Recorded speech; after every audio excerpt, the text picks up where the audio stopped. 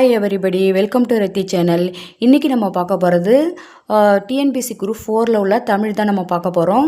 இப்போ பார்த்திங்கன்னா தமிழ் சொல் வளம் உரைநடைய கூறியவர் தேவநேய பாவனார் தான் சொல்லியிருக்காரு. அது மட்டும் இல்லை, நாடும் மொழியும் நமதிரு கண்கள்னு யார் சொல்லியிருக்காங்கன்னா மகாகவி பாரதியார் இந்த விஷயத்த சொல்லியிருக்காரு. ஓகேவா?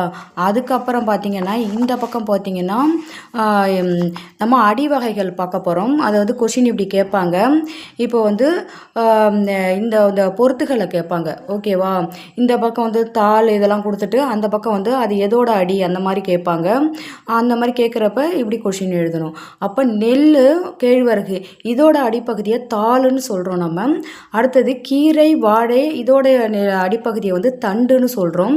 அதுக்கப்புறம் நெட்டி, மிளகாய் செடி இருக்குல்ல, அதோட அடிப்பகுதி கோலுன்னு சொல்கிறோம். அதுக்கப்புறம் குத்துச்செடி, புதர்லாம் இருக்குல்ல, குத்து குத்தாக முளைச்சிருக்கும், அதோடைய அடிப்பகுதியை தூருன்னு சொல்கிறோம். ஓகேவா? அடுத்தது பார்த்திங்கன்னா பாருங்கள், இது கம்பு, சோளம்னு இருக்கு இல்லையா, அதோட அடிப்பகுதியை தட்டைன்னு சொல்கிறோம்.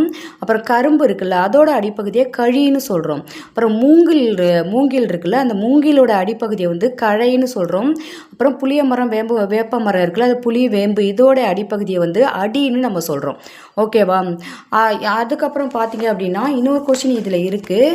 என்ன கொஷின்னா இங்கே பாருங்கள். அதாவது திராவிட மொழிகளின் ஒப்பு இலக்கணம் அப்படின்னு தமிழை யார் சொல்கிறாங்க அப்படின்னு கொஷின் கேட்பாங்க. அது கார்டுவெல் சொல்கிறாரு. ஓகேவா? தமிழை திராவிட மொழிகளின் ஒப்பு இலக்கணம் என கூறியவர் யாருன்னு கொஷின் கேட்டால் கார்டுவெல் அப்படின்னு நீங்கள் எழுதணும். ஓகேவா? அடுத்தது பார்த்தீங்க அப்படின்னா அடுத்து கிளை பிரிவுகள் நம்ம பார்க்கலாம். இப்போ கிளை பிரிவுகளில் பாருங்கள்.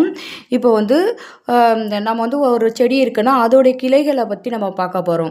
அப்போ இப்போ பார்த்திங்கன்னா கவைன்னு ஒன்று சொல்கிறோம். இப்போ அடி மரத்துலேருந்து பிரியும் மாபெரும் கிளை. அதாவது ஒரு மரம் ஒன்று அடியை பற்றி பார்த்தாச்சு. ஒரு மரம் இருக்குன்னா அந்த மரையிலேருந்து பெரிய கிளை பிரிஞ்சுதுன்னா அதை கவைன்னு சொல்லுவோம்.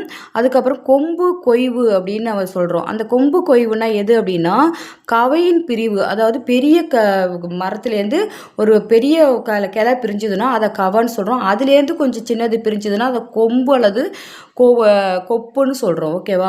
அந்த கொம்புலேருந்து ஒன்று பிரியுது அப்படின்னா அதை சினைன்னு சொல்கிறோம்.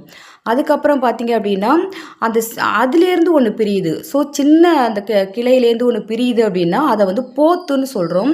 அதுக்கப்புறம் அந்த போத்துலேருந்து சின்ன குட்டி குட்டியாக பிரியுதுன்னா அதை குச்சி அப்படின்னு நம்ம சொல்கிறோம். ஓகேவா? அதுக்கப்புறம் பார்த்தீங்கன்னா அந்த குச்சியிலேருந்து ஒரு பிரியுது அப்படின்னு சொன்னால் அதை இனுக்குன்னு